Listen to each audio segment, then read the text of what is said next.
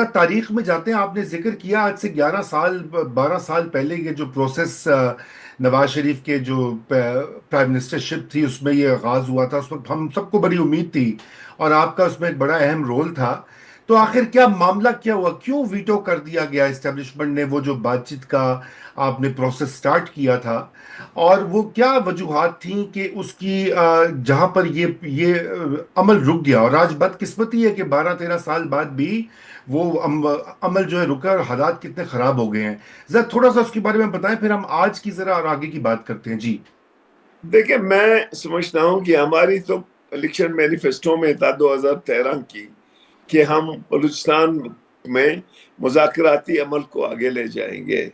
جب آل party conference ہوئی تھی اسلام آباد میں میاں نواز شریف صاحب کی سربراہی میں، جس میں آرمی چیف اور سیکورٹی اداروں کے ہیڈ بھی تھے، تو ان لوگوں نے مجھے اختیار دی کہ آپ بلوچستان کے مسئلے کو نیگوشیٹ کریں.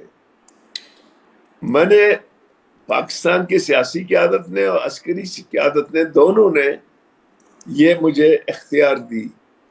تب میں نے اپنے ذاتی جو میرے کانٹیکٹس تھے ان کے حوالے سے 2-3 مہینے مجھے لگ گئے، اور آخر میں گیا، جنوا میں گیا نوابزادہ براندہ بگٹی سے. چونکہ میں نواب اکبر خان شہید کے بہت قریب رہا ہوں اور 88 میں اس کے کیبنٹ کا ممبر بھی رہا ہوں تھا، تو میں نے اس سے گزارش کی کہ آپ لوگ برائے مہربانی اس جنگ کو ختم کریں. اس سے پہلے بھی جتنی جنگیں ہوئی ہیں ان کا ہینڈ بھی مذاکرات پہ آ کے رک گیا ہے، تو اس مذاکرات کے عمل کو آگے لے جائیں.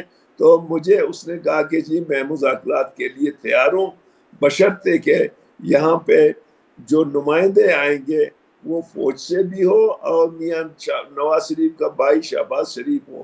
تب میں نے آ کے یہاں میاں صاحب کو بتایا کہ جی وہ تیار ہیں مذاکرات کے لیے، اور وہ اس نے یہ کیا ہے کہ آپ اپنے بھائی کو اور کسی اسٹیبلشمنٹ کے نمائندوں کو بھی بھیج دیں.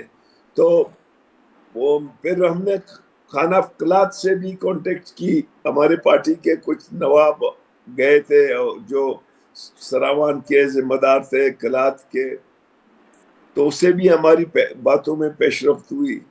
پھر ہمیں بھیجا گیا مجھے اور جنرل قادر کو، تو ہم دونوں گئے. 2 دن ہماری مذاکرات ہوئی اور اس نے کہا کہ جی میں بالکل تیار ہوں، اور ہم نے 2 مطالبہ اس کے سامنے رکھ دے کہ آپ 1973 کے کانسٹیٹیوشن کو مان لیں اور سیکورٹی کو چیلنج نہیں کریں. تو اس نے کہا بالکل ٹھیک ہے. اس نے کچھ مطالبہ دیے وہاں اسکولوں کے بارے میں، ہاسپٹلوں کے بارے میں، روڈز کے، اور جو نوکریاں تھی جو کمٹمنٹ پی پی ایل اور او جی ڈی سی ایل نے انیشیٹلی کی تھی.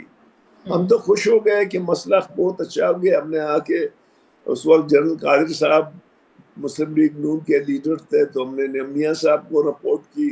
اس نے کہا جا کے آپ جنرل رائل صاحب اس وقت تھے تو جنرل رائل کو وہ کریں. پھر ہم گئے، جنرل رائل صاحب کے اپنے تمام ٹیم کے لوگ بیٹھے ہوئے تھے، تو ہم نے کہا کہ صاحب now he is ready for any discussion, اور آپ لوگ ایک با اختیار ہوا. کیونکہ میں تو صرف بریجنگ کر رہا تھا، میری تو گنجائش ہی نہیں تھی، کیونکہ میرے سامنے بلوچستان کا جو ہسٹری تھا، جو کچھ آغا عبدالکریم کے ساتھ ہوا یا جو کچھ جو ہے نا نوروز خان کے ساتھ ہوا، تو میرے سامنے تو ایک ہسٹری تھا. تو میں نے کہا جی آپ لوگ جا کے مذاکرات کر لیں.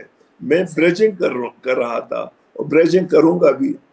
تو میں نے محسوس کی کہ وہاں بہت سے لوگ اس کے حق میں تھے کہ اس کو جلدی ہونا چاہیے، لیکن کچھ لوگ ان میں وہ اس کے حق میں نہیں تھے. تو میں تو یہ 2000 اگست 2015 کا وہ تھا ہماری ڈسکشنز اگست کے مہینے کی. تو دسمبر میں پھر میری چھٹی ہو گئی ہماری معاہدے کے مطابق. پھر میں نے جتنے کوشش کی میاں صاحب کو کہا، وہ کمانڈرز کو کہا کہ جی آپ لوگوں نے مجھے بھیج دیا ہے، میری پوزیشن خراب ہو گئی ہے. وہ مجھ پہ بھروسہ کر رہا تھا. تو ان لوگوں نے یہاں سے وہ شاید وہ جو ایک سیکشنز تھا اسٹیبلشمنٹ کا وہ زیادہ پاورفل تھا تو اس نے اس کو ویٹو کر دیا جی اور وہ مذاکرات آگے نہیں گئے.